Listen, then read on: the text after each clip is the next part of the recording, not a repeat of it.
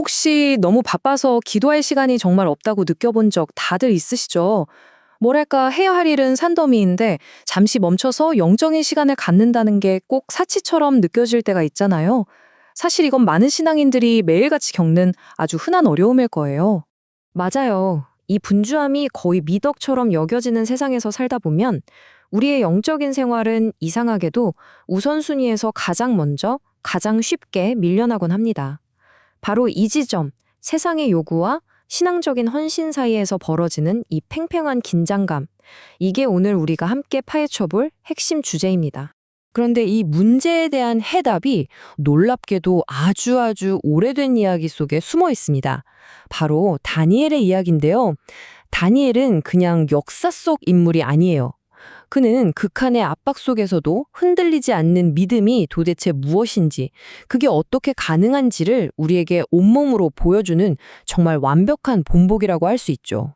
자, 이야기는요, 오직 다니엘 한 사람을 제거하기 위해서 아주 교묘하게 설계된 하나의 음모, 바로 첫 번째 법에서부터 시작됩니다. 이건 뭐 나라를 위한 법 이런 게 전혀 아니었어요. 처음부터 끝까지 오로지 한 사람의 신앙을 겨냥해서 만든 치명적인 함정이었습니다. 그럼 다니엘이 도대체 어떤 사람이었길래 이런 일까지 벌어졌을까요? 그는 페르시아 제국의 총리 중 한 명이었습니다. 굉장히 지혜롭고 충성스러워서 왕의 절대적인 신임을 받았죠. 경쟁자들이 아무리 눈에 불을 켜고 그의 약점을 찾으려 해도 일에서는 단 하나의 흠도 찾아낼 수가 없었던 거예요. 그래서 그들이 생각해낸 방법이 뭐였을까요? 바로 그의 가장 강력한 부분, 즉 그의 신앙을 공격해서 약점으로 만들어버리기로 한 겁니다. 이 법의 진짜 속셈이 바로 여기에 다 드러납니다. 앞으로 30일 동안 왕에게만 기도해라. 이 칙령은 사실상 다니엘 맞춤형 덫이었어요. 왜냐하면 모두가 알고 있었거든요. 다니엘이 매일 3번씩 예루살렘을 향해서 창문을 열고 기도한다는 그 습관을요. 그러니까 이건 선택을 강요하는 거죠. 법을 어기고 사자밥이 될래? 아니면 신앙을 버릴래? 그야말로 목숨을 건 선택을 하도록 판을 짠 겁니다. 자, 이제 이야기의 가장 결정적인 전환점입니다. 이렇게 자신을 직접 겨냥한 위협 앞에서 다니엘은 과연 어떤 선택을 했을까요? 그의 반응이야말로 이 모든 이야기의 심장이라고 할 수 있습니다. 이 구절은 정말 읽을 때마다 소름이 돋아요. 우리가 여기서 주목해야 할 게 딱 3가지가 있습니다. 첫째, 그는 모든 결과를 알고도 행동했다는 거, 모른 게 아니에요. 둘째, 조금도 숨거나 바꾸지 않고 전에 하던 대로 자신의 루틴을 지켰다는 것.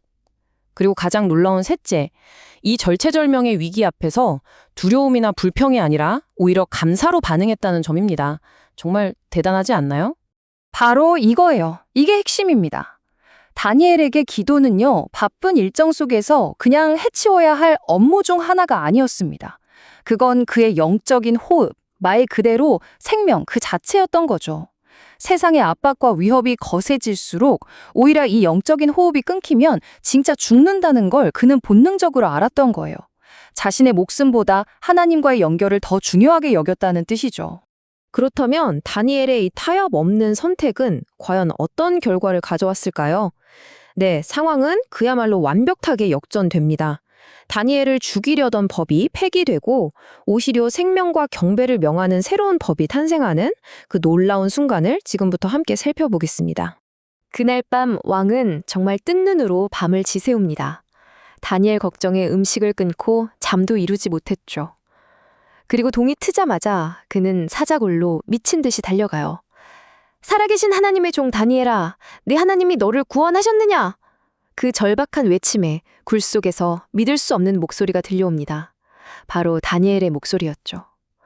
하나님께서 천사를 보내 굶주린 사자들의 입을 틀어막으셨다는 그야말로 기적이 일어난 겁니다. 이것이 바로 두 법의 극명한 대조를 보여줍니다. 인간의 악의와 시기심으로 만들어진 첫 번째 법은 결국 실패와 파멸로 끝났습니다. 하지만 다니엘의 굳건한 믿음을 통해 하나님의 능력이 드러나자 다리오 왕은 온 나라에 다니엘의 하나님을 경외하라는 두 번째 새로운 법을 선포하게 되죠.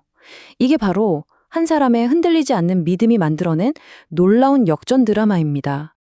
자, 그렇다면 이 오래된 이야기가 오늘날 너무 바쁘다고 아우성치는 우리에게 대체 어떤 의미가 있을까요? 이제 다니엘의 삶을 우리의 삶 속으로 한번 가져와 볼 시간입니다. 이걸 저는 다니엘식 교환이라고 부르고 싶어요. 한번 보세요. 우리가 바빠서 안 돼 라는 핑계를 내려놓을 때 우리는 그 시간에 하나님의 지혜와 명료함을 얻게 됩니다. 상황에 대한 두려움 때문에 타협하고 불평하는 걸 멈출 때 그 대신 상황을 초월하는 평안과 감사의 힘이 우리 안에 생겨나죠. 그리고 제일 중요한 거, 혼자 모든 걸 해결하려는 그 조급함을 포기할 때 비로소 하나님의 능력이 일할 공간이 우리 삶에 열리는 겁니다.